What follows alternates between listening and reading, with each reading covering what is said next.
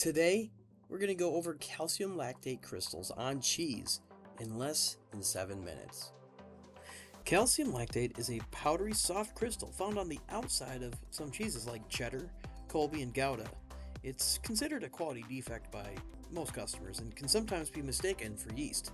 So what are we dealing with exactly? Well, chemically, calcium lactate is just basically a calcium that made friends with two lactic acid molecules, which altogether is 6 carbons, 10 hydrogens, 1 calcium, and 6 oxygens. But how does it affect cheese? You're probably not watching this video for kicks. It was probably because you got a customer complaint and you want to have some idea where that calcium lactate came from on your cheese. Well, milk is made up of many different ingredients, 2 of which are calcium and lactose. And in your cheese making process, when you're adding those lactic acid bacteria, they eat up that lactose and make lactic acid. That's great. But when you have calcium and lactic acid together, that makes calcium lactate.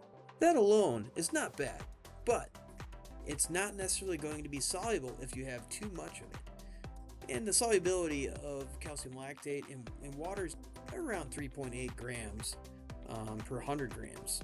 So if it's less than 3.8 grams, it's going to dissolve. If it's more than that, it's going to crystallize. Alright, for example, if a typical cheddar has about 37.5% moisture, thereabouts, that means for every 100 grams of cheese, there's 37.5 grams of water as moisture, which means you only need 0.23% calcium in that cheese and 1.04% lactic acid in that cheese to have calcium lactate crystallization.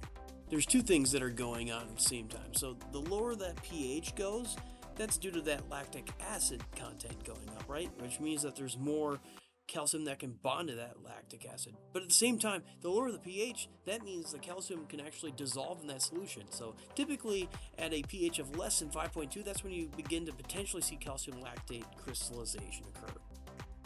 Let's go back to that cheddar that has approximately 37.5% moisture.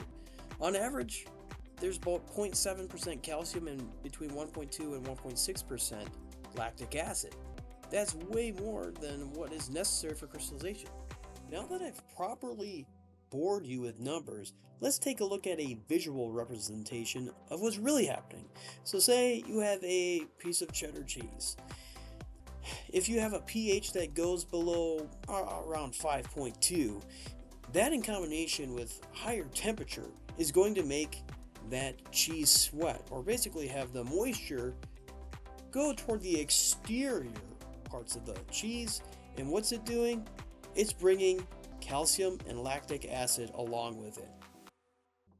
Next, when you got all that temperature fluctuation, the heating and cooling, once it's cooling, moisture gets absorbed back into the cheese or that cheese matrix. And when you have that, water's going back in, and the calcium lactate is way too big to go back into that matrix. So you've got a concentration that goes up, and the less moisture there is, that leaves a perfect environment for crystallization to happen. Alright, here's some other critical factors that can lead to those higher chances of calcium lactate crystallization or blooms. The pH. The lower that pH, that means there's probably more lactic acid.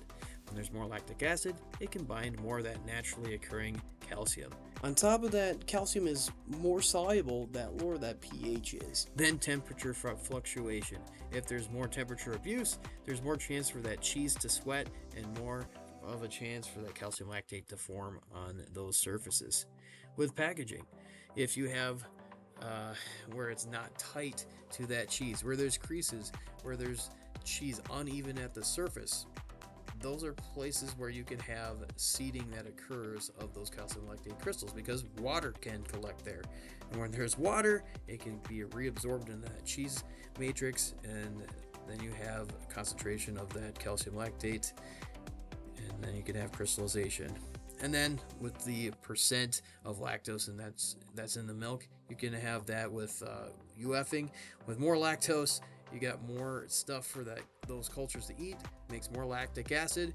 If you have a slower culture, that means they're probably going to produce less lactic acid. So we've talked a lot about temperature abuse, but where are those places that can actually happen? Well, it can start at your facility's cooler. It can also be at the dock. Maybe it's at the store waiting too long. You can have a lot of temperature fluctuation there. It can be in transit. It's not properly stored there. Or it could be at the retailer. Alright, so there are other different types of crystals in cheese, and some are mineral based and some are amino acid based. What we were just talking about was calcium lactate. That's mostly on the outside surface. You can also have calcium phosphate or calcium carbonate crystals, which that's more on smear ripening cheeses, or magnesium based, which are on some wash rind cheeses. Then you've got tyrosine crystals, which are much more crunchy, and they're in aged cheeses and some of these leucine crystals as well. Why am I seeing more crystals now than back in the day? Well, number one, we make cheese differently. There's faster makes, better cultures that go faster, higher solids. Maybe you're doing UF, which can increase those calcium and lactose contents. And also, we're dealing with different mediums of these cheese.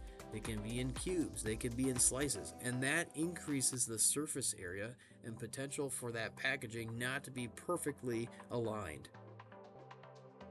To recap, calcium lactate crystallization is a common quality defect in cheeses such as cheddar, Colby, and Gouda. Naturally occurring compounds such as calcium and lactose end up having byproducts such as calcium and lactic acid that form together to make calcium lactate due to the lower pH in combination with temperature abuse. Thanks for watching, and special thanks to these gentlemen.